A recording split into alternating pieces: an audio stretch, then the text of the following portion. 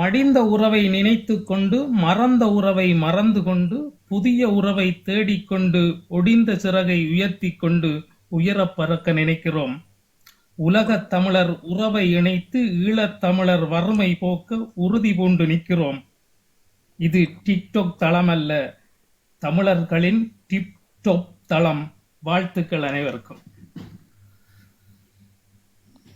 Wow வாழ்த்துக்கள் அண்ணா. Wow super super. ஆனா திருப்பி இருக்க மாட்டீங்க ஐயா. தயவு செய்து புரிஞ்சு கொள்ளப்படாங்க. ஆனா சிங்கள என்ன தமிழ் தேசியத்தை அவர் காப்பாற்ற போறது இல்ல, சிங்கள தேசியத்தை தான் அங்க உருவாக்க போறார்.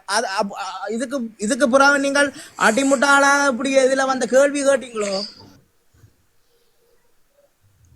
ஸோ இதுதான் உண்மையான விஷயம். மக்களை நீங்களா 30 கோடி ரூபா அர்ஜுனாவுக்கு கிடைச்சேன்னு சொல்லி ஒரு தகவல் இருக்கு அப்படின்னு சொல்லி தகவல் வெளியிட்டா, நீங்களே இப்ப ஒரு ஊடகங்களை கூட்டி எப்படி வந்திருக்குது, இவர் தமிழ் தேசியத்துக்கு எதிராக செயல்படுறார் என்றேன் அப்ப நீங்கள் பயங்கரோட நீங்கள் சேர்ந்த ஒரு ஊடக மாநாட்டை கூட்டி நீங்கள் சொல்லக்கூடாதே, நீங்க சொல்லே இல்லை. இல்லை சில விஷயங்கள் எங்களால் நேரடியாக சில ஆதாரங்கள் இல்லை. என்னட்ட அவரை பற்றிய நிறைய விஷயம் ஆதாரம் இருக்கு. ஆனால் உண்மையாக அந்த 30 கோடிக்கோ இது என்னட்டு உண்மையான ஆதாரம் இல்லை. ஆனால் என்னால் கெஸ் பண்ணக்கூடிய விஷயம் அவர்கிட்ட வாயால் முதல் நாளே சொன்ன சில விஷயங்களை வச்சுக்கொண்டு நிறைய விஷயம், ஈவன் அவரோட ரிலேஷன்ஷிப் எல்லாமே அவருடைய வேர்பலி அவர் ஒத்துக்கொண்ட விஷயங்கள் நிறைய விஷயம் இருக்குது. ஆனால் நான் அதில் எல்லாம் வந்து பப்ளிக்கில் காய்க்கணும்னா என் கையில் ஒரு நிறைய ஆதாரம் இருக்கணும். அப்போ ஆதாரம் இல்லாமல் நான் அதை காய்க்க விரும்பலை. ஓகே, இப்போ நான் கதைக்கிறது கூட நான் அர்ச்சுனாட்ட சொல்கிற ஒரே ஒரு ரெக்வெஸ்ட், 2 விஷயத்தை விட்டுரு. ஒன்று, நீ தமிழ் தேசியத்துக்குரிய ஆளும் இல்லை, தமிழ் தேசியம் என்னன்னு தெரியாது. ஸோ தயவு செய்து தமிழ் தேசியத்தையோ தமிழ் தேசியவாதிகளையோ கிண்டல் அடிக்கிறதையும் எதிர்த்து காய்க்கிறதையும் நீ பாட்டு. 2வது விஷயம், உன்னிட்ட தாராளமாக காசு வருது, மக்களுக்கு ஏதாவது ஒரு நல்லதை செய்யப்பார், ஒரு விஷயமாவது நல்லதை செய்யப்பார். எப்போ பார்த்தாலும் கிளர்ச்சியாகவும் நியூஸில் நீ ஃப்ளாஷாக வரணுமன்றதையும் டேகட் பண்ணி இயங்கிட்டு இருக்காத. முதல் மக்களுக்கு ஏதாவது நல்லது செய்ய பழகு, ஒரு பிரச்சனைக்கு தீர்வை காண பழகு. எப்போ பார்த்தாலும் பிரச்சனையை கிளப்பிட்டு இருக்கணும், நினச்சிட்டு இருக்கா. பிரச்சனை கிளப்புறதுக்கு எல்லாருக்குமே தெரியும், என்னாலே மேலும். ஆனால் அது இந்த நோக்கம் இல்லை, எங்களுக்கு ஒரு தீர்வு முக்கியம். இந்த 2 விஷயத்தையும் செய்துட்டா நான் அர்ஜுனா பற்றி விமர்சிக்க போறது இல்லை, நான் என் பாட்டுக்கு போய்கிட்டே இருப்பேன். நீங்க நம்புறீங்களா இவர் நம்புறீங்களா இவர் மக்களுக்கு செய்வார் நம்புறீங்களா? நான் நம்பல. அவருடைய கேரக்டரும் அவருடைய பாஸ்ட் ஹிஸ்டரியும் எனக்கு நல்லாவே தெரியும். அது தெரிஞ்சு நீங்கள் அப்ப அவருக்கு எதிராவது பிரிஞ்சு நீங்கள் எதிராக பரப்புரை செய்யற மாதிரி தான் உங்களோட கருத்தை மக்கள் இப்ப ஏற்றுக்கொள்ளு. மக்கள் உண்மையில நான் 20% மக்கள் முட்டாளா இருக்கிறாங்க. அவங்க வந்து எப்ப பார்த்தாலும் ஃபேஸ்புக்ல எழுதிட்டு இருக்கிறாங்க. அந்த 80% மக்கள் சைலண்டா இருந்துட்டு இருக்கிறாங்க. இதுதான் உண்மையான விஷயம். ஆனா ஜோபனா ஒரு கேள்வி உங்கள்கிட்ட, நீங்க 1.5 மில்லியன் என்ன செலவழிச்சன்றீங்க, இவர் வந்து கொடுத்திருக்கிற கணக்கு உங்களால இதை நம்ப முடியுதா அண்ணா? உங்களுக்கு தெரியும், அவர் பப்ளிக்காவே கிரீன் கிராஸ்ல ஒரு மத்தியானம் சாப்பிட்டு போட்டு 18,000 பில் பப்ளிக்கா போட்டவர். அந்த 18,000 பில்லையும் இந்த 12,900 பார்க்க உங்களுக்கு தெரியாதா இது பொய் என்று? நீங்க தேர்தல் வேட்பாளரா போட்டியிட்ட நீங்க சொல்லுவோம். அப்ப எப்படி தேர்தல் திணைக்களம் பதிவுடைய இந்த கணக்கை ஏற்றுக்கொண்டது? தேர்தல் திணைக்களத்திட்ட நான் நேரடியாவே கம்ப்ளைண்ட் ஒன்று போட்டேன். நான் தேர்தல் தினத்தன்று பின்னேற 4 மணி வரைக்கும் இவர் தன்னுடைய ஃபேஸ்புக்ல லைவ்ல சொல்லிட்டு இருக்கிறார், 1, 2, 3க்கு ஓட் போடுங்க, 8, 9க்கு ஓட் போடாதீங்க. எப்படி 8, 9க்கு ஓட் போடாது என்று சொன்னேன்னு சொல்லி நான் தேர்தல் திணைக்களத்திட்ட கால் பண்ணி கேட்டேன். கட்டத்து வரைக்கும் பதில் சொல்றாங்க, எல்லாம் பம்மிட்டு இருக்கிறாங்க. நான் கேட்ட கேள்வி, நீங்க யார்கிட்ட பேக்ரவுண்ட்ல இயங்கிட்டு இருக்கிறீங்க? நீங்க ஏன் அர்ச்சனாக்கு இவ்வளவு சப்போர்ட் பண்ணிட்டு இருக்கிறீங்க? நீங்க பயப்படுறீங்களா இல்ல உங்களை யாராவது கண்ட்ரோல் பண்றாங்களா? இதுதான் நான் கேட்ட கேள்வி. இதுக்கு என்னோட ஆதாரம் கூட இருக்குது, வாய்ஸ் ரெக்கார்ட் இருக்குது. அத்தனையும் செய்து கொண்டு தான் நான் செய்தேன். நாளைக்கு எனக்கு பிரச்சனை வந்தா தூக்கி காட்டுறதுக்கு என்னட்ட தேர்தல் திணைக்களத்திட்ட நான் எழுத்து மூலம் கொடுத்த அறிக்கையும் இருக்குது, கோல் பண்ணி கழிச்ச விஷயமும் இருக்குது. நான் ஆதாரமா சொல்லுவேன். நான் நிறைய கோல் பண்ணி கேட்டேன். நான் 8, 9க்கு ஓட் போடாதேன்னு சொல்ற அளவுக்கு இவனுக்கு யார் அதிகாரம் கொடுத்தது நீங்க ஏன் பார்த்துட்டு இருக்கிறீங்க? தேர்தல் தினத்தன்று பின்னர் 4 மணி வரைக்கும் இவன் ஆன்லைன்ல, அதுவும் வெரிஃபைட் அக்கௌண்ட் கூடாக இவர் பிரச்சாரம் செய்துட்டு இருக்கேங்க. நீங்க என்ன செஞ்சுட்டு இருக்கிறீங்க? நீங்க யாருக்காக இயங்குறீங்கன்னா கேள்வி கேட்டேன். இது அத்தனைக்கும் என்ன ஆதாரம் இருக்கு? அப்போ டம் சிஸ்டம் நாட் டெமோக்ரசி. ஓகே, அப்ப நீங்க சொல்லுங்கன்னு இப்ப இவர்களால் களத்துல இறக்கப்பட்ட வேண்டாம். அப்ப இவருக்கு அவர்கள் பணபலம் எல்லாம் உதவி செய்தான் இருப்பார்கள். அப்ப அவையிட்டே படத்தை நிச்சயம் ஓடிக்கொண்டு புலம்பெயர்ந்து நிச்சயம் சென்ற இது மக்கள்கிட்ட படத்தை அனுரவ ஓடிக்கொண்டு டிஷர்ட்டை போட்டு வருகுதுன்னு சொன்னால் அனுரவால தாராளமா லீகல் ஆக்ஷன் எடுத்திருக்கலாம். தேர்தல் சட்டத்துக்கு முரண்பாடாக ஹெரின் பெர்னாண்டோ நினைக்கிறேன், எனக்கு பேர் ஞாபகம் இல்லை, யாரோ ஒரு ஆளை அரெஸ்ட் பண்ணினவங்க. அவர் டிஷர்ட் வெளியிட்டு இருந்தவர் வெறுமனே 10ஆம் நம்பர் போட்டு ஒரு ஸ்போர்ட்ஸ்மேன் என்ற டிஷர்ட்டை வெளியிட்டவங்க. இன்டிரெக்டா அவங்களோட எலெக்ஷன் கம்பெயினை காட்டினவங்க 10ஆம் நம்பர் இன்டிரெக்டா போட்ட ஒரு டிஷர்ட்டுக்காக அவரை அரெஸ்ட் பண்ணினவங்க. ஆனா இவர் டிரெக்டா அனுரோண்ட டிஷர்ட்டை போட்டுக்கிட்டு எலெக்ஷன் டைம்ல போட்டிருந்தவர். அது எவ்வளவு பெரிய எலெக்ஷன் வயலேஷன். போட்டோட போட்டிருந்தவர் என்ன? எஸ், அந்த வயலேஷனுக்காக ஒன்று அனுர தன்னை மீறி செய்ததுக்காக அரெஸ்ட் பண்ணணும், இல்ல தேர்தல் திணைக்களம் அனுரோட கட்சி செய்யுதுன்னு சொல்லி அரெஸ்ட் பண்ணியிருக்கணும். ஆனா ரெண்டுமே நடக்கலாம். அப்ப எவ்வளவு பெரிய பேக் இருக்குது இவருக்கு, எனக்கு அது டவுட்.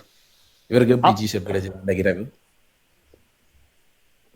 அப்ப நாங்கள் ஆதரவு கொடுத்தோடி கேட்கல யோகனுடைய அவர் நீங்க கொடுத்தோடி கேட்கல வந்து அந்த துரோகி என்றும் நியாய பேய மயிராடி இல்லாம பேசுறவர் இல்ல, அவர் அந்த பேசுறதுக்கான காரணம் என்ன? அவருக்கு வந்து ஒரு கட்டத்துல உங்களுக்கு கணக்கு காட்ட வேண்டிய தேவையில்லை, உங்களை விட்டு பிரிஞ்சணும், உங்களோட ஏதாவது ஒரு பிரச்சனையை உருவாக்கணும். அதை விட ஓப்பனாகவே நான் சொல்றேன், சில விஷயங்கள் நானும் சரி மயிரனும் சரி இவரோட கால் பண்ணி கதைச்ச பொழுது இவர் அக்ரி பண்ணுவார் ஓகே என்று சொல்லி. ஆனா ஒரு மேபி ஒரு 15 மினிட்ஸ் ஒரு 30 மினிட்ஸுக்கு அதை ரிஜெக்ட் பண்ணிடுவார். கோலை கட் பண்ணிட்டு அங்கே யாரோடைய கதைச்சு போட்டு டிஸ்கஸ் பண்ணிட்டு அதை ரிஜெக்ட் பண்ணுவார். ஸோ சம்ஒன் பிகைண்ட் ஹிம், அவருக்கு பின்னால யாரோ ஒரு ஆள் இருந்துட்டு இருக்காங்க, எனக்கு தெரியாது யாரோ ஒரு ஆளோ அல்லது ஒன்றுக்கு. உண்மையில நாங்க பத்திரிகையாளர் திரும்ப பாத்தீங்கன்னா உங்களுக்கு தெரியும், அந்த பத்திரிகையாளர் மாநாட்டுல நாங்க ரொம்ப தெளிவா சொல்றோம், நாங்க ஒரு நாளும் ஒரு தனிநபர்கிட்ட பேரா அதுல நாங்க மீன் பண்ணல. நாங்க தெளிவா சொல்றோம், இவற்ற பின்புலத்துல ஏதோ ஒரு சக்தி இயங்கி கொண்டு இருக்குது. அந்த நேரம் எங்களுக்கு டவுட் எல்லாமே அந்த சக்தி தான். இவர் வாட்ஸ்அப் குரூப்ல போட்ட ஆடியோக்களை நான் ஷேர் பண்ண ஒழிக்கிட்டேன்டா நிறைய விஷயம் நீங்க புரிஞ்சு கொள்வீங்க. ஓப்பனாவே சில சக்திகள்னு பேர் அவர் அதுல சொல்றாரு. அவங்க சொன்னாங்க எங்களுக்கு 3 சீட் கிடைக்கும், நாங்க இதை நோக்கி வடிவா இயங்கணும் அப்படின்னு சொல்லி சில ஆக்களோட பேர் அவர் சொல்றார், சில சக்திகள்ன்ற பேரை சொல்றார். அந்த ஆடியோக்கள் எல்லாமே இருக்குது. உண்மையில எனக்கு உடனடியாக ரிலீஸ் பண்ண எனக்கு விருப்பம் இல்லை, ஆனால் எல்லாமே ஆதாரமாக சேவ் பண்ணிட்டு இருக்கிறேன். எப்போ ஒன்று பண்ணாலும் உங்களுக்கு தேவையான நான் ரிலீஸ் பண்ண தயார். ஆனால் இவருக்கு பின்னால் ஒரு சக்தி இருக்குன்றதுக்கு என்கிட்ட நிறைய ஆதாரம் இருக்குது. இந்த விஷயத்தை தான் அந்த ப்ரெஸ் மீட்டில் நாங்கள் சொல்கிறோம். இவர் நீங்க ஆரம்பத்தில் சீமரண்டிய அதாவது தளபதி சூசையன் அவர்கள் சொல்லிட்டு போனவர் சீமரண்டி எடுத்து அந்த போராட்டத்தை விட்டுட்டு போறவன். அப்போ அந்த நேரத்தில் சீமரண்டி அடிக்கல, நேரடி அடிக்கலையே மக்கள் இவருக்கு எதிராக நாங்களும் நான் எஸ்பிஎம் கூட வந்து சிவரண்ட ஆதரவு சிவரண்டி நாங்கள் உயிர் உயிர் உயிர் அவ்வளோ இருந்தாலும் இவருக்கு ஆதரவாக கொடுத்துறாங்க. இப்ப சிவரண்டி இவர் அடிக்க வேண்டியதுக்கான காரணம் என்ன? உண்மையில எனக்கு அது தெரியல. ஆனா ஓப்பனா சொல்லுவேன், இவருக்கு வந்து விடுதலை புலிகளை பற்றியோ விடுதலை புலிகளோட வரலாறை பற்றியோ நுழைச்சு இல்லை. இவருடைய அப்பா அதுக்குள்ள போலீஸா இருந்தது எல்லாமே அது அவர்களுடைய விதி. அவர் ஏற்கனவே கவர்மெண்ட் போலீஸில் இருந்தவர், வேறு வழி இல்லை இங்கே இருந்தார், அது அத்தனையுமே விதி. உண்மையில நான் இதை பற்றி இப்போ ஏதோ நம்புறாம எதிராக நினைச்சிட்டு இருப்பாங்க. ஆனால் அவரோட கூட வாழ்ந்த ஒரு ஆள், அர்ச்சுனாவோட கூடவே படித்த ஒரு ஆள், எனக்கு தெரியும் அந்த நேரத்தில் விடுதலை புலிகளோட ஒரு செயற்பாட்டுக்கு கூட இவர் ஆதரவு தெரிவித்தால் இல்லை. நான் இந்த எலெக்ஷனுக்கு வந்த 2வது நாளே இவருக்கு விருப்பம் இல்லை, என்னோட நேரடியாகவே ஒரு மாதிரி சொல்லிட்டு போனவர், ஜோபால் நீ இதுக்கு வந்தது விருப்பம் இல்லை, ஏன்னா நான் வந்து இந்த தமிழ் மாணவர் ஒன்றிய முதலுக்கு எல்லாம் இன்வால்வ் ஆகினாள். அப்போ இவருடைய வரலாறுகள் நிறைய விஷயம் எனக்கு தெரியும், அதால் உண்மையிலேயே இவருக்கு அது விருப்பம் இல்லை நான் உள்ள வர்றது. அப்போ இவருக்கு வந்து உண்மையில் இந்த விடுதலை போராட்டம் சம்மந்தமாகவோ விடுதலை போராட்டத்தின் வரலாறு சம்மந்தமாகவோ இவருக்கு நுழைச்சி இல்லை. இன்றைக்கு மக்களுக்கு என்ன பிரச்சனை, மக்களுக்கு என்ன தீர்வுன்றதை பற்றி ஒன்றுமே தெரியாது.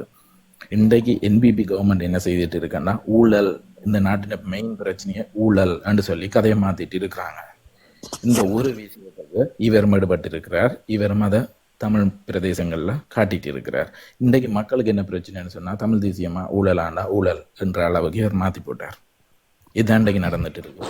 அப்போ தமிழ் தேசியத்தை பற்றி இனி 5 வருஷத்துக்கு அவனுங்க வைக்க போறது இல்லை. அப்போ கவர்மெண்ட்டுக்கு ஒரு பிரச்சனையும் இல்லை, சிறுபான்மை இனத்தின் பிரச்சனையை தீர்க்கணும், அவங்களோட பேச்சுவார்த்தை நடத்தணும்ன்ற பிரச்சனையே அங்கே இல்லை.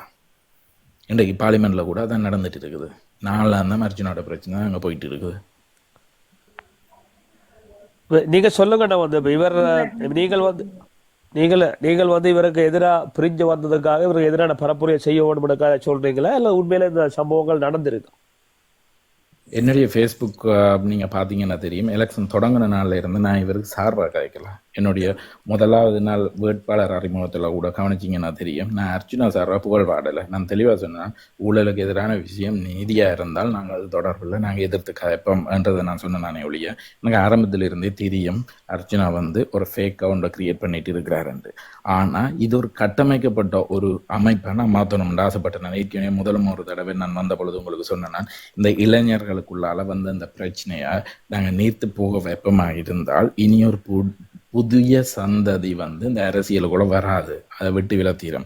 அந்த ஒரு மாற்றத்தை நாங்கள் நிராகரிக்க கூடான்ற ஒரு கொள்கையில் இதை தொடர்ந்து சகிச்சு கொண்டிருந்தேன் நானே தவிர, உண்மையில் அர்ச்சுனாவுக்கு ஆரம்பத்தில் இருந்து நான் எதிராக தான் இருந்துட்டு இருந்தேன். அர்ச்சுனான்ற நியாயம் இல்லாத செயற்பாடுகளுக்கு எதிராக இருந்தேன் நான். ஆனால் அர்ச்சுனா என்றைக்காவது நியாயமான பக்கம் மாறுவேராக இருந்தேன், நான் ஆதரிக்க தயாராக இருக்கிறேன்.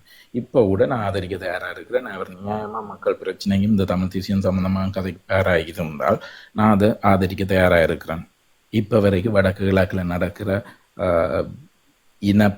பரம்பரை குழப்புற விஷயங்கள், சிறுபான்மை இனத்துக்கு எதிரான விடயங்கள் இப்போ வரைக்கும் நடந்து கொண்டு இருக்கு நிறைய விஷயம்.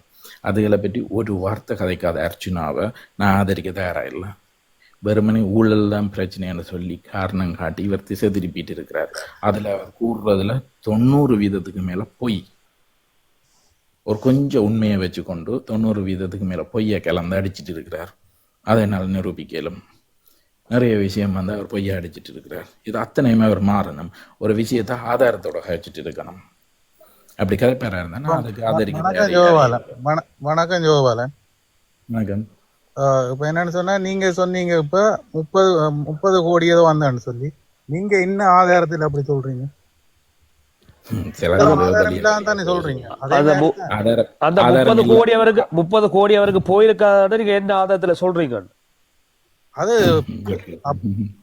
அப்படி இல்ல. நீங்க பொதுவா இப்படி உங்களோட கோவம், நீங்க நல்லவரான பாவம் அப்படி கேட்கல. பொதுவா பாபரமான கேட்கிறாரு.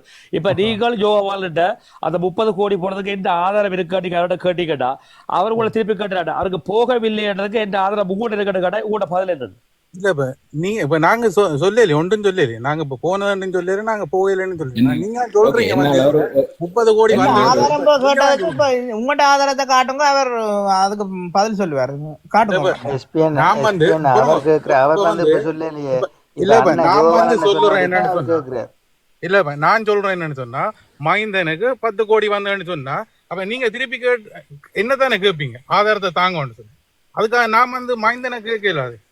மைந்தன் நீங்க சொல்லுங்க, உங்களுக்கு வரையிலன்றதை ப்ரூவ் பண்ணுங்க. நான் மைந்தனை கேட்கிறேன். இல்ல நான் சொல்லிட்டு தான், நான் லண்டன்ல இருக்கிறேன். எனக்கு ஒரே ஒரு பேங்க் தான் இருக்குது. அர்ச்சுனா பாராளுமன்ற உறுப்பினர், சிறப்புரிமை பெற்ற பாராளுமன்ற உறுப்பினர். இங்க வேட்பாளர் நிற்கிறார், ஐயா ஜோவாலா நிற்கிறார்.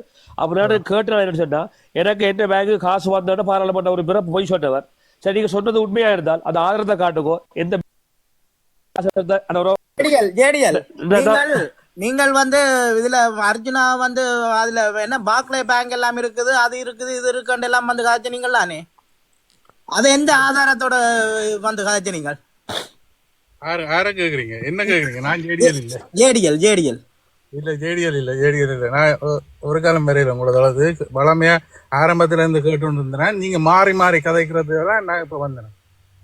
நான் ஒரே ஒரு தான் வந்திருக்கேன். இல்ல எஸ்பிஎன் வரும். இப்ப சுதர்ணா வந்து கேக்குறேன், இப்ப ஜோபாலன் சொன்னதுதான் அந்த கேக்குறாரு. இப்ப ஜோபாலன் இப்ப என்னன்னு சொன்னா, தமிழ் தேசியத்தை நீக்கிற அர்ஜுனான்னு சொல்றாரு. சரிதான். இதுல சந்தேகம் வேற இல்லையா? அதாவது விடுதலை புலிகள் ஜோபாலன் விடக்கூடாது. நல்லா மாட்டி இருக்காரு, சிங்கம் வேலையில மாட்டி இருக்கு. இப்ப நாங்க விடக்கூடாது. இல்ல நாங்க அர்ஜுனா ஆதரவு தானே வச்சு கொடுப்போம். உங்களோட பாடிக்க வாரம். இப்ப சொல்லுங்க, கேள்வி முடிச்சிடறேன். சொல்லுங்க, ஜோவாலும் விடக்கூடாது, ஓடக்கூடாது. சரி, அவர் இப்ப அவரை மடங்கும், எப்படி மடங்கோடு பாருங்க. இப்ப பாரு சொல்லுங்க. அதாவது விடுதலை புலிகள் காலத்துல இருந்து 2009ஆம் ஆண்டு யுத்தம், இந்த 2023 வரைக்குமே இந்த டக்கல் சவானந்தாவை அந்த மண்ணில இருந்து அவரை தோற்கடிக்க முடியல. எம்பி பதவியில இருந்து தோற்கடிக்க முடியல, அவரை விரட்டி அடிக்க முடியல, ஒன்றுமே செய்ய முடியல. ஆனா அர்ஜுனா 6 மாசத்துல வந்து எப்படி இந்த டக்கல் சவானந்தாவை அவரை தோற்கடிக்க முடிஞ்சது? அவர் ஓட் போட்டு தோற்கடிக்க முடிஞ்சது மக்கள் தானே ஓட் பண்ணினாரு. வெயிட் நீங்க இதைத்தான் ஜோகவாரி சொன்னாரு. இப்ப பேசுங்க ஐயா, ஜோகலையா பேசுங்க. 2020 தேர்தலில் இருக்கிற முடிவையும் 24 முடிவையும் நீங்க அனலைஸ் பண்ணி பாருங்க.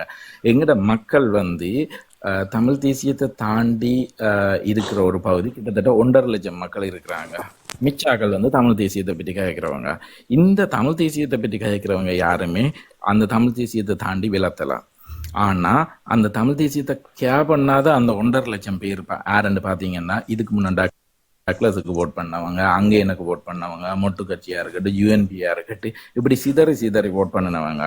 ஆனா இப்ப அவங்களுக்கு தெரியும் அனோர ஆட்சிக்கு வரப்போது, இப்ப டக்ளஸ் ஒரு அமைச்சரா வரப்போறது இல்லை, அவரால் ஒரு பெனிஃபிட் இல்லை என்று தெரிகிற பொழுது அது அத்தனையும் என்பிபி பக்கம் மாறி இருக்கு. இவங்க யாருன்னு பாத்தீங்கன்னு சொன்னா, ஏதோ ஒரு விதத்துல சுயநல எதிர்பார்க்கிறவங்க, தங்களோட பதவி உயர்வு.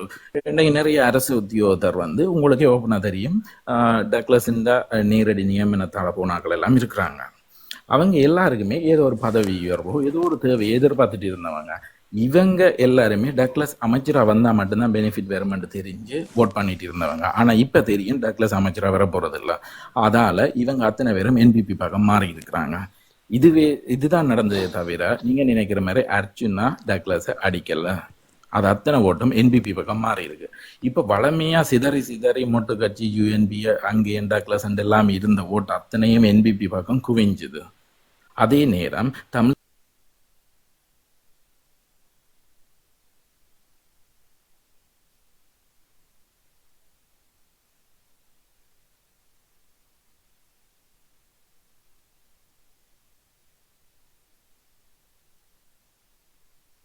தேசிய கூட்டமைப்புல 1,12,000 போன 2020 வந்த ஓட்ஸ் இந்த முறை சங்க கட்சி சங்க கட்சி வரும்.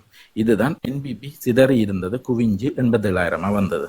இதால சிம்பிளா 3 ஓட் வந்து இவங்க 87 வந்திருக்கும், அவங்க 80,000 இருந்திருக்கும். அப்ப என்பிபிக்கு 1 சீட் கிடைச்சிருக்கும், டிஎன்ஏக்கு 3 சீட் கிடைச்சிருக்கும். ஸோ இதே ரிசல்ட் தான் 2020 நடந்தது. ஜஸ்ட் ஒரு 7,000 ஓட்டால தான் எல்லாமே மாறுபட்டது. இது அத்தனை மாறுபட்டதுக்கு காரணம் இந்த சங்கம் மாம்பழம் மட்டும்தான், வேற யாரும் இல்லை. இதுல அர்ஜுனாவோ நாங்களோ இல்ல என்பிபி டக்ளஸ் யாருமே காரணம் இல்லை. இது அத்தனையும் அந்த சங்கம் மாம்பழம் உடைச்ச வேலை மட்டும்தான் அங்க நடந்தது. இப்ப தங்கம் வந்து பாராளுமன்றத்துக்கு செயலரா போனதை நீங்க ஏற்றுக்கொள்றீங்களா? அது சரியா? ஆக்கபூர்வமா பாடி செய்வாவோ? இல்லை, பர்சனலி எனக்கு தெரிஞ்சு அவளுடைய பேரே பர்த் சர்டிஃபிகேட்ல ஒரு பேர் இருக்கு, ஐசியில் ஒரு பேர் இருக்குது. அவங்க வந்து தங்களோட பேர், ஒரு லோயர் தன்னுடைய பேர் வந்து 2லையும் சேமா இருக்கணும்ன்றது தெரியாத ஒரு ஆள். அந்த ஃபோன் பண்ற பொழுது மைரனோட ஆகிய பண்ணிட்டு இருந்தவோ இல்லை பர்த் சர்டிஃபிகேட் பேர் படி ஃபில் பண்ணுங்கன்ட்டு மைரன் சொன்னாலும் இல்லை ஐசி பேர் படி தான் ஃபில் பண்ணணும்ன்ட்டு. இல்லைன்னு சொல்லி அவள் ஆகிய பண்ண வேறு வழி இல்லை, மைரன் பர்த் சர்டிஃபிகேட் படி ஃபில் பண்ணி போட்டு கொண்டு போனவன். அப்போவும் எனக்கு ஒரு டவுட் வந்ததால் நான் கேட்டு நான் மைரனா பொறுங்க, நாங்கள் நேரடியாக நாமினேஷன் சப்மிட் பண்ணாமல் நாமினேஷனுக்கு முதல் நாங்கள் ஆலோசனை கூடம் ஒன்று இருக்குது, அதில் கொண்டு போய் இந்த ஃபார்மை கொடுத்து அவங்களோட ஆலோசனையை கேட்போம்னு சொல்லி அப்படி கொண்டு போய் கொடுத்த உடனே அவர் சிரிச்சு கொண்டு கேட்டார், என்ன படித்த டாக்டர்ஸ் இன்ஜினியர்ஸ்ன்றீங்க, ஐசியில் இருக்கிற பேர் ஒன்று ஃபார்மில் ஃபில் பண்ண பேர் ஒன்றுன்னு சொல்லி நான் திரும்ப அதை கொண்டு ஓடி வந்து வெளியில் ஃபில் பண்ணி பேரை வெட்டி ஜேபியை வச்சு சைன் பண்ணி அனுப்பினா அந்த ஃபார்ம் இப்போ பப்ளிக்ல இருக்குது, நீங்கள் எடுத்து பாருங்க தெரியும். அந்த பேர் வந்து வேற, ஐசியில இருந்த பேர் வேற, பர்த் சர்டிஃபிகேட் உதய பெரிய ஒரு ஆள் மாறாட்டம் கேஸ்ல போய் உள்ளுக்கு போய் நம்ம ஈஸியா அன்றைக்கு 2 சுயேட்சை குழு வந்து ரிஜெக்டட். அன்றைக்கு ஃபில் பண்ணினதுல 23 சுயேட்சை குழுவில் 25 நாமினேஷன் வந்தது, அதில் 2 சுயேட்சை குழு வந்து ரிஜெக்டட். ஒரு சுயேட்சை குழு ரிஜெக்ட் பண்ணதுக்கான ரீசன் என்னென்னா 29 இடத்துல ஜேபி சைன் பண்ணணும், ஆனால் 28 இடத்துல தான் சைன் பண்ணியிருக்கு, ஒரு இடத்தை சைன் பண்ணலை என்ற ஒரே ஒரு காரணத்துக்காக ஒரு சுயேட்சை குழு ரிஜெக்டட்.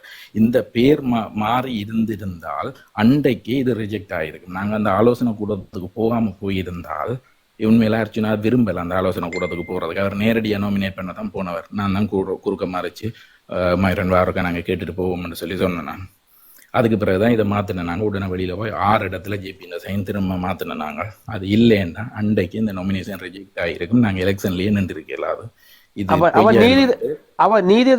நீதிதேவதைக்கு நீதிமன்றத்துல போய் அர்ஜுனாவையும் வீட்டு கொண்டு வந்த நீதிதேவதைக்கு தெரியாமையா இருக்கு. இல்ல, பர்சனலா நான் அவ பற்றி கேட்க விரும்பல. She is nothing, she have no knowledge about this. அவ ஒரு கேஸ்ல கூட அவ வாதாடினதும் இல்லை, அவ ஒரு நாலேஜும் இல்லை. அப்போ அர்ஜுனா சொல்ற தான் சிறைக்கிற கேட்கல தான் வெளி வந்ததுக்கு ஏக்கடி பாட்டி காரணம் இல்ல, அவ தங்கம் தான் வீட்டு வந்ததுன்னு சொல்றாரு. 13 நாள் உள்ள இருந்தவருக்கு ஒரு நாள் எக்ஸாவா இருந்துட்டு வெளியில வந்திருந்தா என்ன நடந்திருக்குமா? அந்த ஒரு நாள் முன்ன எடுத்ததுதான் இவருக்கு பெரிய ஹாப்பியா? அப்ப 13 நாளையே உள்ள இருந்தவர். நீங்க என்ன நினைக்கிறீங்க இதுல வந்து கதைச்சு ஏக்கடி பாட்டி தான் அந்த வாக்குறுதிக்கு ஏற்ற மாதிரி அவரை விடுதலை செய்து சம்திங் ஏதோ வெளியில நடந்தது. இது அவருடைய அண்ணாவை கூப்பிட்டு விசாரிச்சீங்கன்னா தெரியுமா, அவருடைய அண்ணா வந்து கடுமையா போராடிட்டு இருந்தவர் வேற வழியில எடுக்கிறதுக்கு. ஆனா இவரால எடுக்க முடியாது. எந்த அண்ணா சொல்றீங்க? கிருஷ்ணா, உள்நாடா? உள்நாடு. ஓகே. அறிவன் பெண்டாப்பா கிருஷ்ணா, எனக்கு பேர் ஞாபகம் இல்ல. சரி, மக்களுக்கு இப்ப பல்வேறுபட்ட சந்தேகங்கள் இப்ப அர்ச்சனால எழுப்பி இருக்குது. பணத்தை கணக்கு காட்டையில ஒன்றும் காட்டையில மக்களை கேவலப்படுத்துறார், வெளிநாட்டில் உள்ள மக்களை கக்குசுகள் இப்படி எல்லாம் ஏகதாளமெல்லாம் கதைச்சு கொண்டு இவ்வளவு கதைச்சு கொண்டு தெரிஞ்சோம். குறிப்பிட்ட ஒரு மக்கள் சமூகம் வந்து இன்றைக்கு அர்ச்சனாவுக்கு ஆதரவு கொடுத்தடிக்கிறதுக்கான காரணம் என்ன? அதுக்கு ஆதரவு கொடுத்துருப்பாங்க. வேற விஷயம், பண பலத்தால இவருக்கு நிப்பாட்டி போட்டு இவர் எங்களுக்கு வேலை செய்யறாரு கூட சோதனை செய்ய வாங்குறது கூட இந்த மக்கள் விரும்பாததுக்கான காரணம் என்னன்னு? ஒரு குறிப்பிட்ட மக்களை பார்த்தீங்கன்னு சொன்னா அவங்களுக்கு ஒவ்வொருத்தருக்குமே பைத்தியம் இருக்குது. இப்போ எனக்கு கூட ஒரு விதமான பைத்தியம் இருக்கும். அது எத்தனை பெர்சன்டேஜ்ன்றது தான் இஷ்யூ. இப்போ நான் உங்களுக்கு சிம்பிளாக ஒரு எக்ஸாம்பிள் கேட்குறேன். நீங்கள் ரோட்டில் போயிட்டு இருக்கிறீங்க, திடீரென்று நீங்கள் ஒரு நியூஸ் கேள்விப்படுறீங்க, ஒரு கிலோமீட்டர் தூரத்தில் ஒரு ஆக்சிடென்ட், பெரிய ஒரு ஆக்சிடென்ட் பஸ் அண்டு. உண்மையில உங்களோட மனம் வந்து ஆர்வப்படும் அதை நேராக போய் பார்க்குறதுக்கு. அப்படி நீங்கள் எப்படியும் ஆர்வப்பட்டு அந்த இடத்த போய்விடுவீங்க. போய் பார்க்குற பொழுது அங்கே வெறுமனே பஸ் 2 டேமேஜாக இருக்கு, ஆனால் ஆக்களுக்கு எதுவுமே இல்லைன்னா அட இவ்வளவு தானான்னு கூட மனம் தோணும். இது ஒரு விதமான அந்த பைத்தியத்தின் ஒரு விதமான தன்மை. அதாவது அங்கே ஏதாவது பெரிய விஷயம் நடந்திருக்கணும்னு நினைக்கிறோம். உண்மையில மக்கள் சாகிறதுல எங்களுக்கு ஒரு சந்தோஷம் இல்லை, நாங்கள் அதை வெறுக்கிறோம், மக்களை காப்பாற்ற தான் நினைக்கிறோம். ஆனால் அந்த விதமான ஒரு விதமான குழப்பத்தை எங்கிட்ட மனம் விரும்பிட்டு இருக்குது. இது உச்சக்கட்டமான மக்கள் தான் இன்றைக்கு அர்ச்சனாக்கு ஆதரவு கொடுக்குறாங்க. அதாவது அங்கே ஒரு குழப்பம் இருந்துட்டு இருக்கணும், ஒரு வெறுப்பு இருந்துட்டு இருக்கணும். அவங்களுக்கு உண்மையெல்லாம் முக்கியம் இல்லை. நீங்கள் போய் சொல்லி பாருங்க. இன்றைக்கு நான் ஓப்பனாகவே சொல்கிறேன், இன்றைக்கு ஜெஃப்னாவில் எந்த இடம்னு எனக்கு ஞாபகம் இல்லை, ஸ்ரீலங்காவில் ஒரு முக்கியமான டாக்டர், அர்ச்சனாண்ட ஃப்ரெண்ட், ஒரு ஆள், பேட்ச்மேட், ஒரு டாக்டர். அவருடைய ஃபேஸ்புக்கில் எழுதிட்டு இருக்கிறார், அண்டி என்று சொல்கிறதெல்லாம் பிள்ளை என்று சொல்லி. அவங்களோட பேட்ச் குரூப்பில், ஜெஃப்னா குரூப்லேயே அந்த ஆர்கியூமெண்ட் போயிட்டு இருக்குது. அவர் அண்டி என்று குறிப்பிடுறது பிள்ளை என்று சொல்கிறார். அதாவது அர்ஜுனாவுக்கு அண்டி மாதிரி தான் சப்போர்ட் பண்ணணும் என்று சொல்கிறது. அண்டி என்ற சொல்லே பிள்ளை என்று சொல்கிறார். அப்போ அதில் கொஞ்சம் பேர் கேட்குறாங்க, அண்டி வேர்க்குதுன்னு சொல்லி அர்ஜுனா டிசிசி மீட்டிங்கில் கேட்டார், இது சரியாண்டு உற்று பதிலும் சொல்லாமல் எஸ்கேப் ஆகிறான். இதுதான் இந்த மக்களுடைய தன்மை. அவங்க எல்லாருக்குமே தெரியுமா அர்ஜுனா பிள்ளை என்று, ஆனால் அதை ஒத்துக்குள்ள கடைசி வரைக்கும் தயார் இல்லை. அவங்களுக்கு அந்த குழப்பம் வேணும். அர்ஜுனாவால் ஏற்படுற அந்த குழப்பத்தில் அவங்க சந்தோஷப்பட்டுட்டு இருக்கிறாங்க. இது ஒரு சேடிஸ்ட், இவங்க மனதுக்குள்ள இருக்கிற ஒரு சேடிஸ்ட் குணம்ன்ற ஒரு 20% மக்கள் இப்படி இருக்கிறாங்க. இதுதான் எங்களோட இனத்தின் ஒரு மிகப்பெரிய பிரச்சனை. இது போராட்ட காலத்தில் நீங்களே நினைக்கிறேன், இதில் நிறைய முன்னாள் போராளிகள் இருப்பீங்க, நீங்களே பார்த்துருப்பீங்க, உங்களோட கூட இருந்திருப்பாங்க இப்படியான சேடிஸ்ட். ஒரு 4 மாவீரர், அதில் 4 பேர் செத்து போகணும், போராளிகள் செத்து போய் மாவீரர் ஆகணும்ன்றத ஆசைப்படுறவங்க இருந்திருப்பாங்க. யோசிச்சு பாருங்க, இல்லைன்னு சொல்லுங்க பாப்போம். இப்ப என்ன யோபாலன் சொல்ல வாரீங்க? இல்ல இப்ப சொல்லுங்க ஜோபாலன் ஐயா, நீங்க சொல்லுங்க. இந்த இவருக்கு கிட்டத்தட்ட 19 வழக்குல 20 வழக்கு இருக்கு. நீங்கள் ஒன்றா பயணிச்சிருந்த அடிப்படையில ஒரு வழக்குக்கு தலா 10 லட்சத்துக்கு மேல செலவு செய்யப்பட்டதாக இப்படி தகவல் கசிகிறது. எல்லாமே போய் அப்ப அவன் வழக்கு காசு செலவு செய்யலையா அவர்? இல்லை லோயர்ஸ் எல்லாம் மேக்ஸிமம் இவருக்கு 8 லட்சம்னு சொல்லி இவர்கிட்ட பேட்ச்மேட்டில் கலெக்ட் பண்ண காசில் 2 லட்சம் தான் நீதி தேவதை கொடுத்துருக்குறாங்க. 2,80,000 அந்த லோயரையே கோல் பண்ணி சொல்லுங்க. ஆனால் 8 லட்சம் கலெக்ட் பண்ணவங்க அவருக்கு 8 லட்சம் தேவைன்னு சொல்லி, ஆனால் அவருக்கு பே பண்ணது 2,80,000. நீங்களே கோல் பண்ணி கேளுங்க, மிச்ச காசு எங்கேன்றதுக்கு யாருக்குமே கணக்கு இல்லை. அப்ப ஏக்கடி பாட்டின அந்த கடைசி வரைக்குள்ள ஏக்கடி பாட்டின மிக முக்கியமான லோயர் சமூகங்களை சேர்ந்தவர். அவர் அதுல வந்து சமூகத்துக்கு காரணம் 10 லட்சம் ரூபாய் செலவு செய்யப்பட்டதாக அர்ஜுனா அண்ணன் கால் பண்ணி கேட்டு பாருங்க. 2,80,000 மேல வேணவங்களான்னு கேட்டு பாருங்க. சரி, அப்ப அந்த கேஸுக்கு அப்படி என்ன, அதுக்கு முதல் வரையெல்லாம் லோயர் செலவு கூட காசு கேட்கிறாரு. அப்ப அதுக்கெல்லாம் அப்ப அந்த கொடுக்கப்பட்ட காசுக்கு எல்லாமே என்ன கணக்கு? அப்ப ஏறி வரைக்கும் கணக்கு காட்டையில என்ன கணக்கு காட்டின விளங்கும், பொய் கணக்குன்றது எல்லாருக்குமே தெரியும். இல்ல இப்ப நான் என்ன சொன்னேன்னா எனக்கு இப்ப அந்த கடைசி எனக்கு எப்ப சந்தேகம் வந்ததுன்னா 3 வழக்கு இவர் போய்க்கல காசு கட்டார் மக்கள்கிட்ட 10 லட்சம் ஒரு மன்னார் கேஸ் ஒன்று வேறு ஒரு கேஸுக்கு 10 லட்சம் சொல்லி சனம் காசு அனுப்பியிருந்தது எனக்கு தெரியும் அது எனக்கு அதுல அனுப்பினாங்க சொல்லி தான் நாங்கள் காசு அனுப்பியிருக்க மாட்டோம் வழக்கு கட்டு சொல்லி அனுப்பினவன் அவர் என்ன செஞ்சாருன்னு எங்களுக்கு தெரியாது ஆனா அதுக்கு பிறகு சொல்லியிருந்தார் தான் யாரோ வெளிநாட்டில் உள்ள அரபு நாடுகளில் உள்ள அக்காக்கள் எல்லாம் காசு அனுப்பி 3 லட்சம் ரூபா தான் வேண்டி கொடுத்தேன்னு சொல்லியும் வேறே மாதிரி ஆக்கள் அந்த காசு ஏதோ 10 லட்சம் ரூபா கேட்டேன்னு சொல்லியும் அந்த வழக்கு சொல்லியிருந்தவர் அப்ப 3 லட்சம் ரூபாய் வேற ஆக்கள் அந்த காசு சேர்த்து கொடுத்ததுன்னு சொல்லியிருந்தா வேற ஆக்கள் அந்த காசு கொடுக்கறதுக்கு முன் வந்திருந்தான்னு சொன்னா அப்ப நீங்க 2,85,000 தான் கொடுத்தேன்னு சொன்னா அப்ப அங்க சேர்ந்த 10 லட்சம் ரூபாய் காசு இங்க அதுதான் கேனவர்கிட்ட கேட்கணும் இல்லை நான் ஓப்பனாக சொல்லக்கூடிய விஷயம் அங்கே வந்து நிறைய ஸ்கேம் நடந்துட்டு இருக்குது காசு விஷயத்தில் நிறைய பேர் காட்டிட்டு தான் இருக்கிறாங்க அவர் வந்தோன்னா இப்ப நீங்க பொடி லாங்குவேஜ்ல பாத்தீங்கன்னா உடனே இங்கே காய்ச்சா போய் கேப்ஸ்ல வேர்டு மட்டும் சாப்பிட்டு காட்டும் வேர்டு மட்டும் அந்த படத்தை போறேன் இந்த மாதிரி நீங்க செய்யறதை நான் ஆஜாதுன்னா நீங்க தந்துட்டீங்க நீங்க மொக்கந்து வேண்டியதான் அவர் செயல்பாடு அப்படித்தான் இருக்குது அந்த கேப்ஸ்ல போய் சாப்பிடுறது மக்கள் அவிக்கிறது போய் மலையாங்களில போய் குந்துறது பின்ன அடுத்த வழியில போய் கொட்டல சாப்பிடுறது இதுவரைக்கும் நீங்க சொல்லுங்க இதுவரைக்கும் அந்த கொழும்புல நிக்கிற அந்த யாழ்ப்பாணம் நிக்கிற கொட்டலுடைய பேர் என்னன்னா எத்தனை மாதமா அந்த கொட்டல அவர் நிக்கிறாரு சொல்லுங்க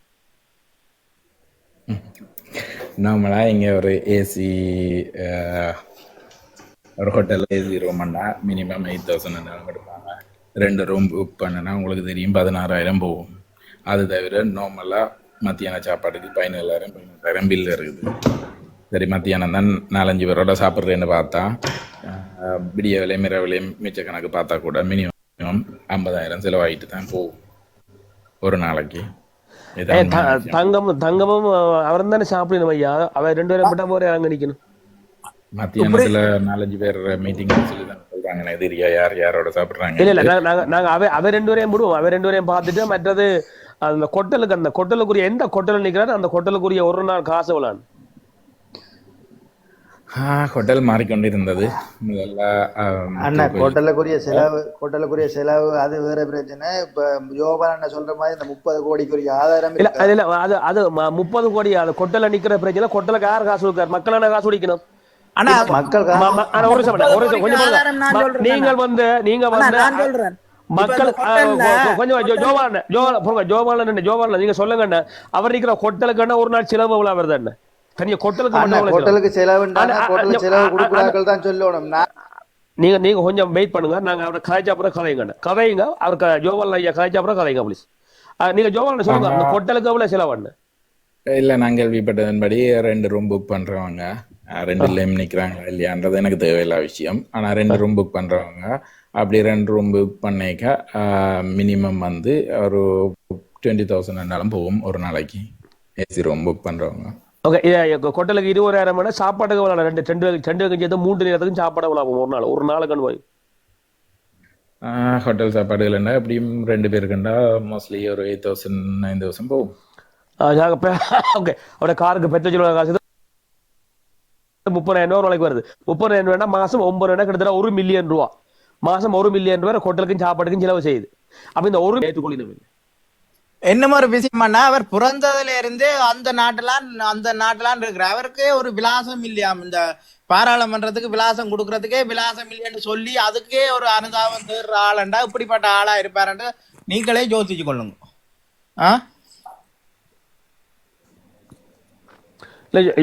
சொல்ற கருத்து ரத்தம் கொப்பளிக்குதாப்பா ஒரு கணக்கு ஒரு தருக்கு ஆதாரம் தேவை இல்லைன்னு அங்க ஹோட்டல்ல நிக்கிற கணக்கே காணும் ஆதாரம் அப்ப நீங்க ஜோபாலன்னா சொன்னது சரிதான் போடாக்கு 30 கோடி 30,000 கோடி அப்ப அது இந்த அமௌண்ட்டை ப்ரூவ் பண்ண சொல்லி கமெண்ட்ல போட்டுட்டு இருக்கிறாங்க நான் இந்த தளத்தை பாக்குற அவ்வளவு பேர்கிட்ட நான் கேட்கிறேன் நீங்க அனுப்பின காசு டீட்டெயில் எனக்கு அனுப்புங்க நான் 30 கோடியை கலெக்ட் பண்ணி தரேன் நீங்க அனுப்பினதுக்கான ஆதாரத்தை அனுப்புங்க நிறைய பேர் எனக்கு சொல்லி இருக்கிறாங்க வைஸ் அக்கௌண்ட்டுக்கு போட்டிருக்கிறேன் சம்பத்துக்கு அனுப்பி இருக்கிறேன் பிஓசிக்கு அனுப்பி இருக்கிறேன் அந்த ஸ்லிப் எனக்கு அனுப்புங்க நான் 30 கோடியை கணக்கு காட்டுறேன் உங்களுக்கு எத்தனை பேசி போடும் உங்களுக்கு எத்தனை பேசி போடும் அண்ணன் தம்பி என்ன ஆனா எங்களை ஏமாத்துறதுக்கு நாங்க உடனடியா போக கூடாது தயவு செய்து புரிஞ்சு கொள்ளப்படாங்க ஆனா சிங்கள தமிழ் தேசியத்தை அவர் காப்பாற்ற போறது இல்ல சிங்கள தேசியத்தை தான் அங்க உருவாக்க போறார் இதுக்கு புறாவை நீங்கள் அடிமுட்டாளா இப்படி இதுல வந்த கேள்வி கேட்டீங்களோ